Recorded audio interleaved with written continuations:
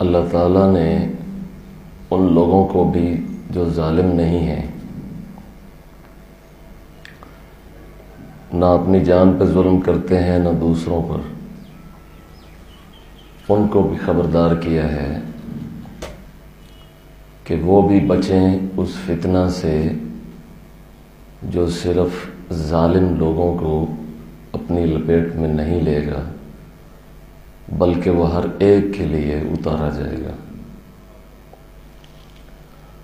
بس بہت سے لوگ جو اپنے تئیں بڑے معصوم، نیک، صالح ہوتے ہیں،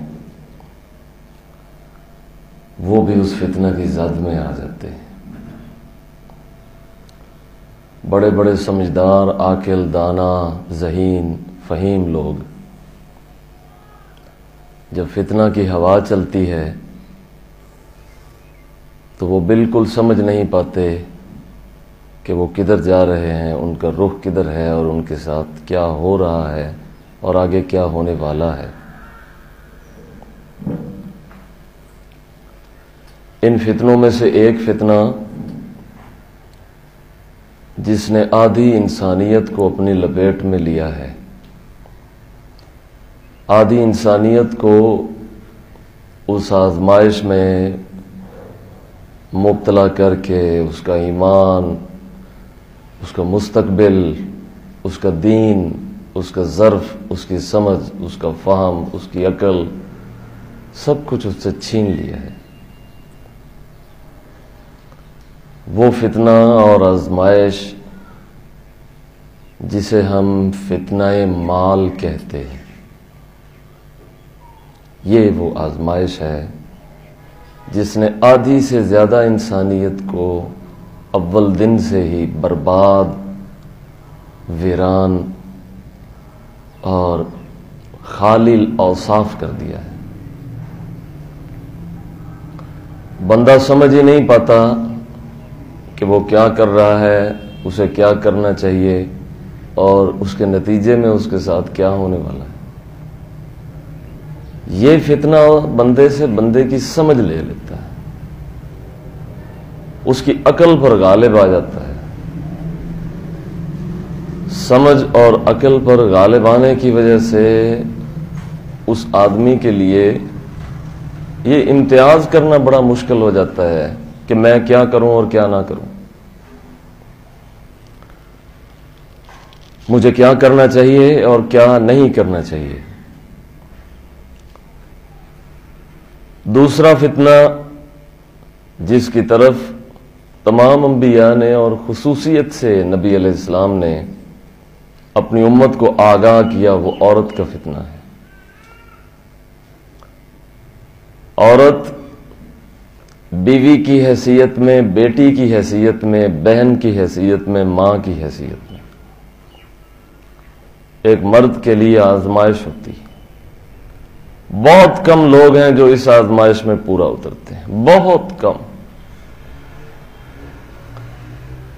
یعنی 2-4 لوگ آپ کو گنتی کے ملیں گے جو عورت اور مال کے فتنہ میں سرخرو نکل جائیں گے۔ باقی سب کو یہ دونوں فتنے کہیں نہ کہیں، کسی نہ کسی طریقے سے، کسی نہ کسی انداز میں دبوچ لیں گے۔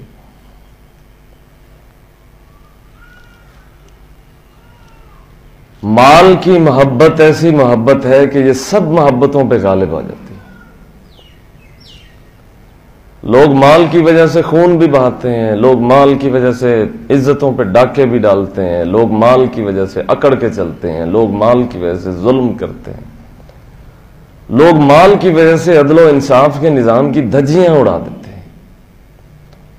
مال کی وجہ سے خون پانی بن جاتا ہے، مال کی وجہ سے رشتہ داریاں ختم ہو جاتی ہیں، مال کی وجہ سے تعلقات خاک میں ملا دیے جاتے ہیں، مال کی وجہ سے ایمان، اسلام، احسان سب کچھ فنا در فنا، ہر ایک چیز کو زمین بوس کر دیا جاتا ہے مالدار ہونے کے لیے۔ جب کسی معاشرے کے تمام افراد صبح سے شام تک، دن سے رات تک ان کی ایک ہی منشا ہو کہ وہ مالدار ہو جائیں، بس اس معاشرے کے اندر سے روح چھین لی جاتی ہے۔ اخلاقیات کا نظام درہم برہم ہو جاتا ہے، ہر ایک چیز تباہ ہو جاتی ہے، کیونکہ ہر آدمی مالدار بننا چاہتا ہے۔ اچھا، یہ انسانی جبلت ہے، اس کی طبیعت ہے، اس کی خواہش ہے، اس کی فطرت ہے کہ وہ زیادہ وسعت چاہتا ہے، مال چاہتا ہے۔ اللہ تعالیٰ کو یہ علم ہے کہ انسان مالدار ہونا چاہتا ہے، خدا کو یہ علم ہے کہ آدمی چاہتا ہے نعمتیں بڑھ جائیں، آسائش فراوانی ہو جائے، ہر ایک چیز آسانی سے دستیاب ہو جائے۔ یہ انسان کی فطرت اور طبیعت کا تقاضا ہے، خدا جانتا ہے۔ اسی لیے اللہ تعالیٰ اسی چیز کے متعلق حکم دیتا ہے جو اس نے اس کی فطرت کے اندر رکھی ہے۔ مثلا انسان کی طبیعت کا مقتضا اور اس کی فطرت کا تقاضا یہ ہے کہ الہاکم التکاثر حتی زرتم المقابر۔ قرآن پاک کی اس آیت میں ذکر کیا کہ جمع کرنے کی ہوس نے اسے غافل رکھا۔ حتی زرتم المقابر، یہاں تک کہ تم نے قبریں دیکھ لیں، تم قبروں میں چلے گئے لیکن ہرس ہوس سے نکل نہیں سکے۔ اسی چیز کو شریعت کلک کرتی ہے جو انسانی طبیعت کا مقتضا ہے۔ مثلا وہ چاہتا ہے کہ جمع کرے اور جمع کرے، شریعت چاہتی ہے وہ خرچ کرے اور خرچ کرے۔ اب یہاں پہ آ کے اس کی طبیعت اور شریعت کے حکم کے درمیان میں ایک ترازو لگتا ہے۔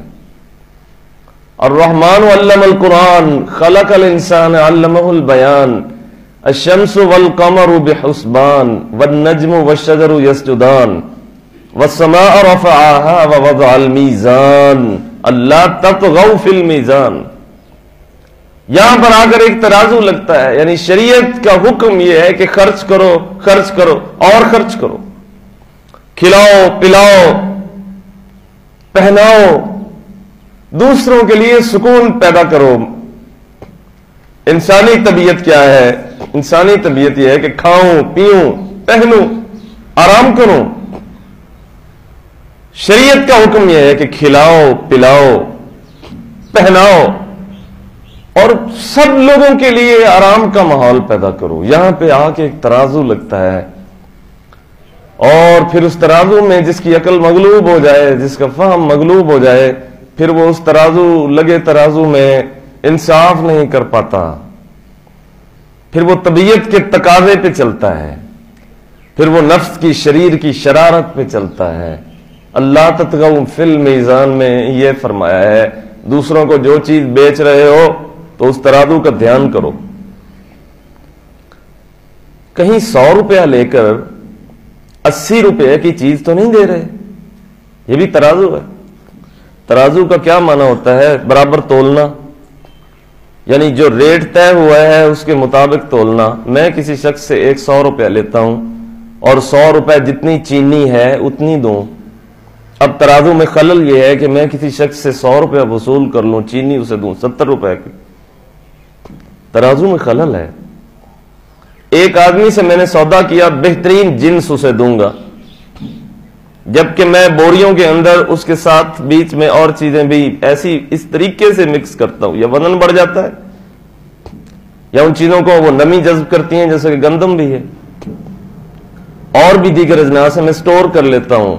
ذخیرہ اندوزی میری عادت ہے، سٹور کر لیتا ہوں۔ خدا اس بری صفت سے ہر ایک کو بچائے کہ جس چیز کو مسلمانوں کی ضرورت ہو لوگ اسے اپنا پیٹ بھرنے کے لیے ذخیرہ کر لیں۔ سبھی کر رہے ہیں۔ ترازو کیا ہے؟ اب جب ترازو لگتا ہے تو ترازو میں صرف اس کے 2 حصے ہیں جن کے اندر آپ اس کو تولتے ہیں چیزوں کو، کہ 100 روپے کی چینی اتنی آئے گی، 1 کلو دینے کی بجائے اس میں سے تھوڑا کم کر لیتے ہیں۔ یہ ترازو میں خلل ہے، یہ بھی ترازو میں خلل۔ لیکن ایک وہ ترازو ہے جو حضرت انسان کے شعور پہ وارد ہوا ہے، وہ ترازو ہے کہ ایک طرف اللہ اور اس کے رسول کا حکم ہوتا ہے، دوسری طرف طبیعت کا تقاضا۔ یہاں بھی ترازو لگتا ہے، یہاں بھی ترازو لگتا ہے، ہونا یہ چاہیے کہ جو شریعت کے حکم کا پلڑا ہے وہ بھاری ہو جائے، لیکن لوگ طبیعت کے تقاضے کے پلڑے کو بھاری کر دیتے ہیں، پھر اللہ سے توقع رکھتے ہیں کہ وہ اس میں برکت اور رحمت ڈال دے۔ ہاں اگر اضافہ ہوتا ہے تو فتنہ بڑھ جاتا ہے، برکت نہیں ہوتی۔ کچھ لوگوں کے لیے رزق روزی کا سامان بہت بڑھ جاتا ہے اور وہ جو سمجھتے ہیں یہ برکت ہے، ان لوگوں کے لیے وہ برکت نہیں، وہ آزمائش ہوتی ہے جو زیادہ بڑھ جاتی ہے۔ فتنہ زیادہ بڑھ جاتا ہے اور وہ یہ سمجھتے ہیں برکت حاصل ہو رہی ہے۔ فتنہ بڑھے نہ، آدمی فتنہ سے بچ جائے پھر بڑھے، یہ برکت ہوتی ہے۔ فتنہ میں مزید مبتلا ہو جائے اسے برکت نہیں کہتے، اسے فتنہ کی زیادتی کہتے ہیں۔ اللہ تعالیٰ فرماتا ہے بہت سے ایسے لوگ ہیں جو ظالم نہیں ہیں، ان کی طرف بھی فتنہ توجہ کرے گا، پھر دیکھیں گے کون فتنے سے بچ نکلتا ہے، کون اس پہ غالب آتا ہے، کون مغلوب ہوتا ہے۔ مال کی محبت نے گھر کے گھر ویران کر دیے، بھائی بھائی کا دشمن ہو گیا، خون کے پیاسے ہو گئے لوگ، ایک دوسرے کی جان، ایک دوسرے کے آرام، گردنوں پہ چھریاں چلنے لگیں۔ مال کی محبت۔ آپ کو میڈیسن ٹھیک نہیں ملتی، کیوں؟ میڈیسن بنانے والی کمپنی سرمایہ دار آپ کو اچھی میڈیسن تیار کر کے نہیں دیتا، کیونکہ اس کا مقصد آپ کو صحت مند کرنا نہیں ہے، اس کا بزنس ہے۔ اس نے دوا بنا کے آپ سے پیسے کمانے ہوتے ہیں، اس لیے وہ کیوں ایسی دوا بنائے کہ آپ ٹھیک ہو جائیں؟ لازماً وہ دوا کے اندر 3-4 کیٹیگریز رکھے گا تاکہ آپ صحت مند نہ ہو۔ آپ صحت مند نہیں ہوں گے تو اس کی دکان چلتی رہے گی، اس کی انڈسٹری چلتی رہے گی، اس کا کاروبار بڑھے گا۔ تو کاروبار بڑھانے کے لیے وہ آپ کو بیمار رکھنا چاہتا ہے۔ ایک فوڈ انسپیکٹر جو ہوتا ہے، انسپیکشن کے لیے جو ایک آفیسر ہے، وہ اچھی طرح سے کھانوں کو چیک نہیں کرتا۔ لوگ ہر ایک چیز کھا رہے ہیں، ملاوٹ شدہ چیزیں کھا رہے ہیں، اس کی ڈیوٹی ہے کہ وہ چیک کرے، وہ چیک نہیں کرتا۔ کیوں؟ پیسے لے لیتا ہے۔ اپنا پیٹ بھرنے کے لیے، مال بڑھانے کے لیے، اپنا بینک اکاؤنٹ بڑھانے کے لیے وہ پورے کے پورے ضلع سے خیانت کر رہا ہوتا ہے۔ اخلاقی زوال کا یہ حال ہے کہ ہر آدمی، اس کے پاس ہے یا نہیں ہے، وہ مال کی محبت میں اتنا بڑا ہوا ہے کہ اس کے لیے کچل رہا ہے لوگوں کی زندگیوں کو۔ وہ ماؤں سے بچے چھین رہا ہے، وہ بھائیوں سے بھائی چھین رہا ہے، وہ خون کو پانی بنا رہا ہے صرف مالدار ہونے کے لیے۔ یہ اتنا بڑا فتنہ ہے جس نے آدھی انسانیت کو لپیٹ رکھا تھا اور لپیٹا ہوا ہے۔ لوگ اس میں مبتلا ہیں اور پتہ نہیں چلتا کہ ہمارے ساتھ کیا ہو رہا ہے اور آگے کیا ہونے والا ہے۔ اب شریعت کا کیا حکم ہے؟ بھوکوں کو کھلاؤ، پیاسوں کو پلاؤ، جن کے پاس لباس نہیں انہیں لباس پہناؤ۔ یہ شریعت کا حکم ہے، لیکن یہ کام بڑا مشکل سا لگتا ہے۔ یہ مشکل تب تک لگتا ہے جب تک دل پر مال کی محبت سوار ہے۔ مال کی محبت دل پہ سوار نہ ہو، آدمی اس محبت پہ غلبہ کر لے، پھر کھلانا پلانا کوئی مشکل نہیں ہوتا، پھر پہنانا کوئی مشکل نہیں ہوتا۔ ایک فکر ہے دوسری فکر میں بدل جاتی، ایک سوچ ہے دوسری سوچ میں بدل جاتی۔ ہمارے یہاں زندگی کیا 50-60 سال لوگ زندہ رہتے ہیں، 40+ کو تو امید لگ جاتی ہے پتہ نہیں کب فوت ہو جائے گا، لیکن کیا جوانوں کو گارنٹی ہے کہ وہ 40+ تک جائیں گے؟ یہ گارنٹی تو خدا نے کسی کے لیے بھی نہیں دی ہے۔ کوئی نیک ہو، بد ہو، مومن ہو، کافر ہو، مشرک ہو، کوئی ہو، زندگی موت کی گارنٹی تو نہیں دی ہے، نہ گھٹتی ہے نہ بڑھتی ہے۔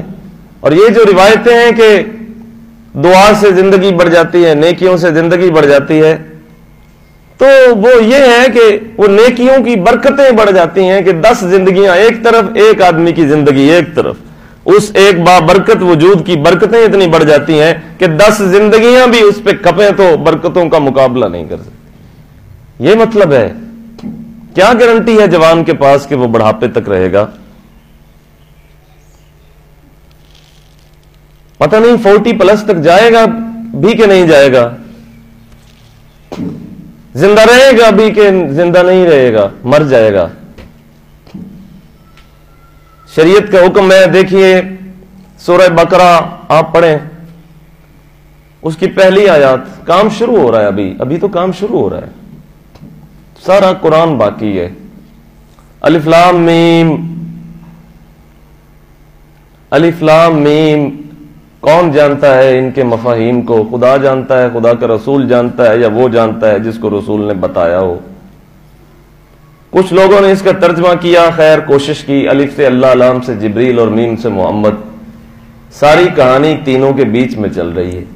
ज़ालिकल किताबु ला रैब फीह हुदल लिल मुत्तकीन अल्लज़ीना युमिनूना बिल गैब व युकीमूना अस्सलाता व मिम्मा रज़क़नाहुम युनफ़िक़ून। ये देखिए, युमिनूना बिल गैब व युकीमूना अस्सलाह व मिम्मा रज़क़नाहुम युनफ़िक़ून। ये मेरी बात नहीं है, मुझ जैसों की बात नहीं है, किसी इंसान ने ये आयत नहीं बनाई, गढ़ी हो लोगों पे नाफिज कर दी, नहीं, उतरी है, उतरी। क्या है? युमिनून बिल गैब, यहां पे आ गया अकीदा, व युकीमून अस्सलाह, यहां पे आ गया अमल, व युनफ़िक़ून, इन्फाक फी सबीलिल्लाह, खर्च करना। अकीदा, अमल और उसके फौरन बाद खर्च करना। क्यों? अल्लाह ताला माल की मोहब्बत के बुत को तोड़ना चाहते हैं, क्योंकि खुदा जानता है कि वो मुझे मान लेगा कि मैं अल्लाह हूं, मेरी बात भी मान लेगा कि उसे नमाज पढ़नी चाहिए, इबादत करनी चाहिए। अगर मैं 100 रकत कहूं, पढ़ लेगा। माल की मोहब्बत कहां जाएगी? फौरन फरमा दिया कि इन दोनों चीजों के बाद जब तक माल की मोहब्बत का तिलिस्म नहीं टूटेगा, बुत नहीं टूटेगा, उसके अकीदों में भी खलल रहेगा, उसकी इबादतों में भी खलल रहेगा। इसलिए फरमाया वो बहुत नेक और पारसा लोग जो सरमायादारी में दूसरों का माल, एक होता है किसी से छीन लेना, डाकू छीनता है, चोर छीनता नहीं, चोर छुपा के ले जाता है। डाकू तो छीन लेता है ना, उसको डाकू इसलिए कहते हैं कि वो आपसे जबरदस्ती छीन लेता है। दूसरा होता है चोर, चोर जबरदस्ती नहीं छीनता, सुराख करता है, दरवाजा खोलता है, छुपा के ले जाता है, उसको चोर कहते हैं। एक वो शख्स है जो लोगों का माल, ना वो डाकू है ना वो चोर है, वो है क्या? वो बादुलवान है। वो बादुलवान इस तरह से है कि वो पूरी की पूरी दौलत को अपने कंट्रोल में रखना चाहता है, मईशत का पूरा निजाम अपने कंट्रोल में रखना चाहता है। जब चाहता है अप्स एंड डाउन्स हो जाता है। वो किसी कारोबार में उसको फ्लॉप करना चाहता है, ऊपर से पॉलिसी ऐसी बनाता है कि उसके घर को फायदा हो जाता है, बाकी सबको नुकसान हो जाता है। वो रेट बढ़ाना चाहे बढ़ा देता है, घटाना चाहे घटा देता है, सिर्फ अपने फायदे के लिए। अब बजाहिर ना तो वो डाकू है ना वो चोर है, वो ऐसा बादुलवान है जो डाकू से भी बड़ा डाकू है, चोर से भी बड़ा चोर है। डाकू तो आपसे छीन के ले जा रहा है, ये तुम्हारे पास 10,000 है, लो जी मैंने छीन लिया, मोबाइल मैंने छीन लिया। चोर तो छुपा के ले जा रहा है, लेकिन बादुलवान वो तो पता ही नहीं, कोई उसे समझता ही नहीं कि वो डाकू है या चोर है, वो सबसे बड़ा चोर है। वो मुआशरे का ऐसा नासूर है कि दौलत की गर्दिश जो गरीब के घर में भी उसका खाना पीना जाना चाहिए, वो उसको रोक लेता है। आज के इस जदीद दौर के अंदर वो तमाम जो खजाना के वुज़रा होते हैं, मईशत दान होते हैं, स्टेट बैंक के साथ वो ताल्लुक होते हैं, इकोनॉमी के साथ उनका ताल्लुक होता है, इंपोर्ट एक्सपोर्ट की जो रेशोज हैं उनको कंट्रोल करते हैं। ये लोग पूरे मुआशरे की भूख प्यास के जिम्मेदार होते हैं। भूख प्यास, आप गालियां देते रहे हाथ में वक्त को, क्या फर्क पड़ जाएगा? आपके अपने लोगों के अंदर ऐसे लोग मौजूद हैं जो आपसे आपका खाना पीना और आपका लिबास छीन रहे होते हैं, आपको पता ही नहीं चलता। और अगर मौका मिले हमें तो छोड़े हम भी ना। क्यों? क्योंकि मोहब्बत का तिलिस्म तो हर एक के अंदर गर्दिश कर रहा है, दौलत का बुत तो हर एक के अंदर है। चुनांचे हम दूसरे को कहेंगे कि ये हमारे लिए तंगी पैदा कर रहा है। अगर हमारे पास वो वसाइल और जराए हमें इख्तियारात मिल जाए तो हम भी कमी नहीं करेंगे, हम भी खूब लूटेंगे, खूब छीनेंगे। تو ڈاکو اور چور سے کہیں بڑھ کر بھی ایک آدمی ہے جسے نہ لوگ ڈاکو سمجھتے ہیں نہ چور سمجھتے ہیں. وہ ڈاکوؤں کا بڑا ڈاکو ہے, چوروں کا بڑا چور ہے, جس کے اندر مال کی محبت کا بت اتنا بڑا مستحکم مضبوط ہے کہ لوہے اور پتھر سے بھی اس کو مارے تو اس کے اندر سے وہ ٹوٹتا ہی نہیں. تو آدھی انسانیت کو اس بت نے کچل ڈالا ہے, لوگوں کے ایمان تباہ کر دیے, ان کے ضمیر مردہ کر دیے, ان کے اندر انسان نام کی شے کوئی نہیں, آدمی نام کی شے کوئی نہیں. یہ مال کی محبت آدمی کو ایسا بنا دیتی ہے, یہ چلتا پھرتا وحشی درندہ ہوتا ہے, یہ جانوروں کا رزق بھی نہیں چھوڑتا, یہ حیوانات کا رزق, چرند پرند کا رزق نہیں چھوڑتا. انسان تو انسان ہے, یہ کسی شے کو بھی کھانے پینے نہیں دیتا, پہننے نہیں دیتا. یہ ایسا شخص ہے جو معاشرے کا ناسور ہے. ہمیں ارد گرد نگاہ ڈالنی چاہیے. اس ایک فتنہ نے آدھی انسانیت کو تباہ کر دیا ہے, آدھی انسانیت کو تباہ کر دیا ہے. ہم جانتے ہیں کہ مال بڑھنا, ہم سب دعا کرتے ہیں کہ الہی ہمیں ہمارا مال بڑھا دے. کیا اس کے ساتھ یہ شامل کر لینا اچھا نہیں کہ اس میں اس بابرکت مال بڑھا دے؟ یہ دعا ساتھ شامل کر لینا کتنا اچھا ہے کہ مال میرے لیے فتنہ بھی نہ بنے, مجھے مال بھی دے اور مال میرے لیے فتنہ بھی نہ بنے. میں مال بڑھانے کی دعائیں کراتا رہوں, ساتھ فتنہ بھی بڑھتا رہے, تو جتنا مال بڑھتا جائے گا اتنا فتنہ بھی بڑھتا جائے گا. آپ لوگ اکثر ذہنوں میں سوال آتا ہے نا, فلاں بڑا امیر ہے, بڑا امیر کبیر آدمی ہے لیکن اتنا ہی زیادہ بخیل ہے. کیوں؟ کچھ لوگ تو ایسے بھی ہیں ہمارے شہروں میں, ارد گرد دیکھیں آپ کو مل جائیں گے, جن کو اپنی دولت کی ان کے پاس کاؤنٹنگ نہیں ہے کہ کتنا مال ہے, کتنے بینک بیلنس ہے, کتنی جاگیر ہے, کتنا سرمایہ, اپنا ہی نہیں ہے, پتہ ہی نہیں. ان کے منشیوں کو پتا ہوتا ہے کہ حضرت آپ کا فلاں فلاں روپیہ اتنا اتنا فلاں فلاں جگہ پہ انویسٹ کیا ہوا ہے, ان کو تو خود نہیں پتا, اور ایسی باتیں وہ سننا بھی نہیں چاہتے. اگر کسی مسجد کا مولانا ایسی باتیں, آپ الزام یہ بھی دیں گے نا کہ مسجد کے ممبر سے یہ آوازیں نہیں آتی, کیسے آئیں؟ یہی لوگ مسجد کی کمیٹیوں کے اندر صدر جنرل سیکریٹری ہوتے ہیں. مولانا کیسے اس پہ موضوع پہ گفتگو کرے مولانا تو اگلے دن چھٹی. آسان بات ہے حق بیان کرنا, ماحول لوگوں نے ایسا بنا دیا کہ میں تو حق پر ہوں نہیں, تیری جرت کیسے ہوئی تو نے حق بات کی, زبان کھینچ لوں گا میں تیری, تو نے اگر حق بات کی, جلا دوں گا تیرے گھر کو اگر تو نے سیدھی بات کی. تو نے بتایا لوگوں کو میں کیا ہوں, ہم جیسے کون ہیں, کیا کرتے ہیں معاشرے کے ساتھ, تیری زبان کھینچ لیں گے, تیرا رستہ بند کر دیں گے. لوگوں کو سچی باتیں بتا رہا ہے. تو ایسا سرمایہ دارانہ نظام جس کے اندر سرمایہ چند ہاتھوں میں رہے, یہ کوئی اسلام نہیں ہے. دیتے رہیں بانگیں, آپ پڑھتے رہیں نمازیں, پڑھتے رہیں تہجد. یہ روزے کی جو ایک حلاوت ہوتی ہے, یقین کیجئے جن لوگوں کو یہ حلاوت حاصل ہے ان کو افطاری کے وقت محسوس ہو جاتا ہے, جو حدیث میں آتا ہے نا کہ اللہ تعالیٰ بندے کے دل میں ایسی خوشی ڈالتا ہے کہ وہ خوشی اسے کسی اور شے میں نصیب نہیں ہوتی. روزہ دار کو بوقت افطار اس کے دل میں ایسی خوشی ڈالتا ہے. خوشی نہیں ڈالی جا رہی, محسوس نہیں ہو رہی, اس کا مطلب ہے کہ کوئی خلل ہے. اگر خلل نہ ہو تو آپ کو افطار کے وقت اتنا لطف آئے, آپ حیران رہ جائیں کہ یہ کیا ہے, میٹا فزیکلی افیکٹ ہے, ایسا اثر, ایسا عجیب اثر ہے, ایسی بھی خوشی ہوتی ہے کہ سارا دن بھوکا رہ کر پھر آگے سے روٹی ملے اور وہ بھی خشک سی, پھر بھی خوشی اتنی زیادہ. کچھ لوگوں کو یہ نصیب ہے اس دور میں بھی کہ جو نماز کے لیے کھڑے ہوتے ہیں اور ان کے قدم جو ہیں وہ کھڑے نہیں ہو پاتے, لیکن بمشکل وزن دے کر اپنے پاؤں پہ کھڑے ہوتے ہیں, تو وہ وزن دینے کے بعد اللہ تعالیٰ ان کے دل میں ایسی خوشی ڈالتا ہے کہ جیسے رسول کریم نے فرمایا, جب آپ سے پوچھا گیا کہ اتنی عبادت کیوں کرتے ہیں آپ, تو آپ نے آگے سے فرمایا افلا اکون عبدا شکورا, مجھے خدا نے یہ بزرگی عنایت کی ہے تو کیا اس کا شکر گزار بندہ نہ بنوں. بڑی خوشی محسوس کرتا ہے, اس کا جسم وہ کھڑا نہیں ہو پاتا, لیکن کھڑا ہونے پر اسے جو خوشی ہوتی ہے یہ کوئی اسی سے پوچھے, بہت خوشی ہوتی ہے. تو بھوکے اور پیاسے لوگوں کو بھی کائنات میں اللہ تعالیٰ نے خوش رکھا ہوا ہے. جب ان کے دل خوش ہوتے ہیں خدا کی تقسیم پر کہ طلب کے باوجود, دعا کے باوجود, محنت کے باوجود وہ امیر تو نہیں بن پاتے, لیکن غربت کے اندر انہیں خوشی حاصل ہو جاتی ہے. بہت لوگ ہیں جو مال بڑھانے کی دعائیں کرتے ہیں اور کرواتے ہیں, اب تو درباروں مزاروں پر اور ولیوں کے پاس بھی ایک ہی دعا رہ گئی ہے، حضرت یا تو اولاد بڑھ جائے یا مال بڑھ جائے۔ ہدایت کی دعا کروانے تو خال خال آتا ہوگا کوئی، شاید کوئی کسی درویش کے پاس جائے اس نیت سے کہ ہدایت بڑھ جائے، برکت بڑھ جائے، دل کی خوشی بڑھ جائے، حقیقی رجحان بڑھ جائے، میرے اندر توحید بڑھ جائے، پیغمبر کی وفاداری بڑھ جائے، شاید ہو جو اس نیت سے آتا ہو۔ خال خال آتے ہیں، مال بڑھ جائے اور اولاد بڑھ جائے۔ اچھا چلو مال بڑھ جائے، اولاد بڑھ جائے، اولاد کی خواہش نبیوں نے بھی کی ہے۔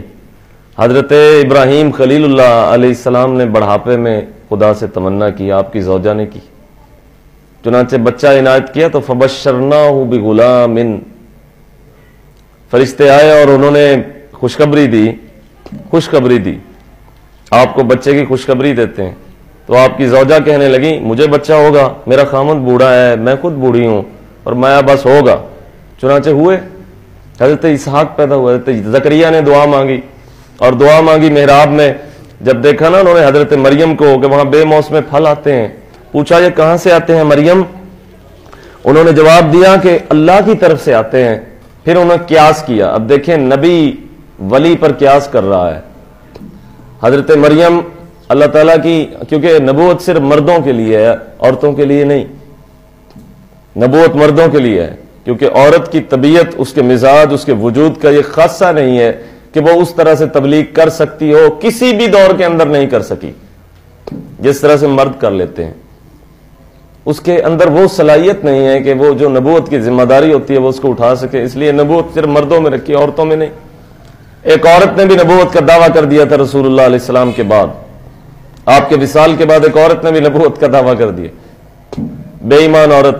پھر اس نے نکاح کیا اس بے ایمان شخص سے جس نے جھوٹا نبوت کا دعویٰ کر رکھا تھا، دونوں مل گئے، دونوں خبیث ایک جگہ جمع ہو گئے، کیا ہوا؟ مر گئے، کھپ گئے، وہ بھی اور ان کے ماننے والے بھی۔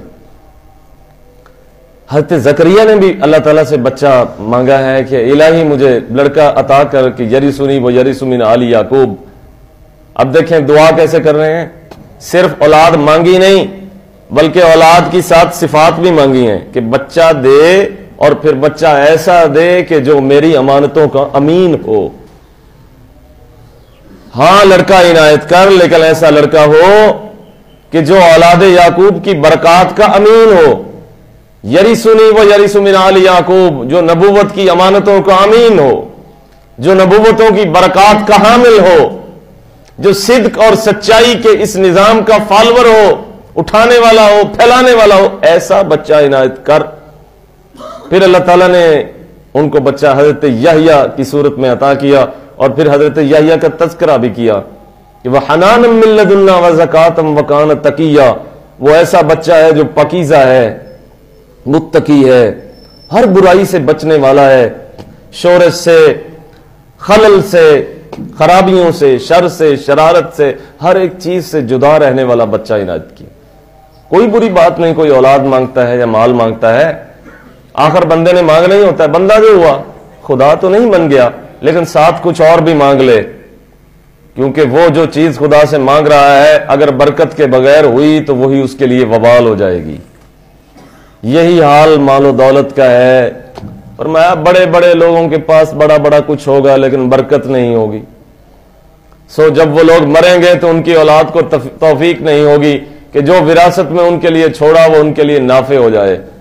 بڑے بڑے سرمایہ دار اپنی قبروں میں جا کر یہ تمنا کریں گے کہ ان کی آل اولاد میں سے کوئی وہ دولت جو ہم انہیں دے کر آئے ہیں اس دولت کو کہیں ہمارے رستے میں لگا کے ہمارے لیے کوئی نعمت پیدا کریں جو برزخ میں ہمیں فائدہ دے، لیکن ایسا ہو نہیں سکے گا کیونکہ بے برکتی ساری زندگی وجود بے برکت رہے اور بے برکتی رہی مال میں اور ادھر ادھر سے لیتے رہے، اس کا نتیجہ کیا نکلے گا؟ نتیجہ یہی نکلے گا کہ اولاد میں بھی کبھی برکت کا حصول، برکت کی تمنا نہیں ہوگی، وہ بھی مال کو اسی طرح کھپائیں گے جیسے باپ دادا پردادا کھپاتا رہا۔ تو سرمایہ داروں نے عجیب ماحول پیدا کر دیا۔ شریعت کا حکم یہ ہے کہ دولت چند ہاتھوں میں نہیں رہنی چاہیے۔ یہ کیوں حکم دیا ہے؟ تاکہ غریب بھی اس سے بہراور ہو سکیں، اس کی بھی دال روٹی چل سکے۔ दाल रोटी चल सके, गरीब की भी नहीं हो पाता। बहुत कम ऐसे मौके हैं कि लोग ये चाहते ही हों, कम से कम ये चाहते हों कि जैसे हम खा रहे हैं गरीब भी खाएं। बहुत कम ऐसे लोग हैं जो दुनिया में ये चाहते हैं कि अल्लाह ताला हमें मोहब्बत की, ये दौलत की मोहब्बत का तलिस्म तोड़ दे और हमें सखी बना दे, हमें सखी बना दे कि हम भी खाएं और दूसरे भी। नवाले बांट लिए लोगों ने, बर्तन बांट लिए लोगों ने, एक घर में 4-4 गिरोह बन गए और हर एक के पास अलग अलग बर्तन है, हर एक की अलग अलग हंडिया है, हर एक का अलग अलग तंदूर है, हर एक की अलग अलग गंदम के दाने हैं।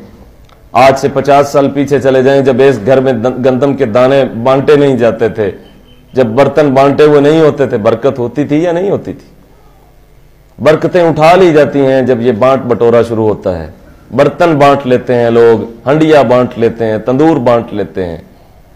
जब वो बांट लेते हैं तो फिर अल्लाह ताला भी बरकतें बांट देता है।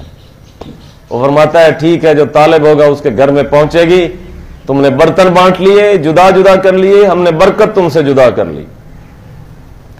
तो आधी इंसानियत को इस बुत ने तबाह बर्बाद कर दिया। इस तिलिस्म को तोड़ना चाहिए, भूखों को खिलाना चाहिए। भाइयों, इससे बड़ा दुनिया में कोई काम नहीं है। प्यासों को पिलाएं, जिनके पास कपड़े नहीं है उन्हें कपड़े पहनाएं। हर एक नेकी के बाद खुदा ने सदके की तलकीन की है। देखें, ये सदका फितर क्यों है? कभी किसी ने सोचा है? सदका फितर सिर्फ 4 पैसे देने का नाम नहीं है। सदका फितर इसलिए है ताकि तुम्हारी इबादत, तुम्हारे रोजे कबूल हो जाएं। किसी को माल दोगे, अब तो मैं हैरान हूं, 30 रोजे रखवाए, इतने इतने घंटे का रोजा है, 30 रोजे रखवाए और सारी रात क़याम की दावत दी। अब 30 रोजे रखने के बाद एक आदमी के रोजे अटके हुए हैं। किस पर? जब तक जेब में से पैसे नहीं देता, अटके हुए हैं। वह रोजे कबूल नहीं जब तक सदका फितर नहीं देते। इसका मतलब है कि खुदा को अगर मतलूब है ना कि इंसान इबादत करे, तो खुदा को यह भी मतलूब है कि ये माल निकाले और खर्च करे। जब तक वो पैसे खर्च नहीं करता, रोजे अटके रहते हैं। अब होता क्या है, खरीदारी अमूमन लोगों की 1-1 लाख रुपया ईद पे खर्च कर लेते हैं। वो लोग जिनकी काफी तनख्वाहें हैं, आप जायजा लें तो कपड़ों पे, जूतियों पे, दीगर चीजों पे लाख रुपया खर्च कर लेंगे। सदका फितर देने की बात आएगी तो 100 रुपया। मौलाना से पूछेंगे कम से कम कितना है, मौलाना कहेंगे गंदम का वो इतना बनता है 100 रुपया, चुनाचे 10 अफराद का बनेगा 1000 रुपया। तो 1 लाख अपने बच्चों पे लगा के 1000 सदका देंगे। ये ऐसा है कि नहीं है? आप में से भी, हम में से भी 20-20, चलो 30-30 हजार भी अगर हम ईद पे लगाते हैं, पूरे घर का देखें तो सदका फितर कितना देते हैं? 500, 600। हालांकि ये तो निसाब है ही नहीं। निसाब के अंदर 3-4 चीजें हैं। उसके अंदर सिर्फ गंदम नहीं है, जौ भी है, उसके अंदर किशमिश भी है। हर एक का रेट लगाएं और जितनी आपकी औकात है, जितने पैसे आप अपनी जात पे, अपने बच्चों पे लगाते हैं, उस हिसाब से तो कम से कम दूसरों के बच्चों को दें। रोजे कबूल करवाने का शौक है तो पहले अपना घर का रेट भी निकालें। अपने लिए कितना लगाते हैं, खुदा के नाम पे कितना देते हैं। ये है वो तराजू जिसमें लोग खलल करते हैं। यानी वो पलड़ा जो अपने लिए है भारी रखते हैं, वो पलड़ा जो खुदा के हुक्म की ताजीम का पलड़ा है उसे हल्का कर देते हैं। सदका फितर क्यों ये जरूरी करार दे दिया लोगों के लिए? उनकी महीने भर की इबादत कबूल हो जाए। भाई महीने भर की इबादत क्या पैसे लगाने से कबूल होगी? हाँ, फरमाया तेरे अंदर से जब दौलत की मोहब्बत का बुत नहीं टूटेगा, तेरे रोजे और तेरी नमाजें जाया होती रहेंगी। तो सदका फितर ये एक क्लिक है, उस बुत के ऊपर एक चोट है, ताकि तेरे सारे महीने की इबादत उस बुत पर चोट लगाने से कबूल हो जाए। यह है खुदा का फरमान। तुम्हें जो दिया है वो दूसरों को भी दो। तुम्हें खिलाया है तो दूसरों को खिलाओ, तुम्हें पिलाया है तो दूसरों को पिलाओ।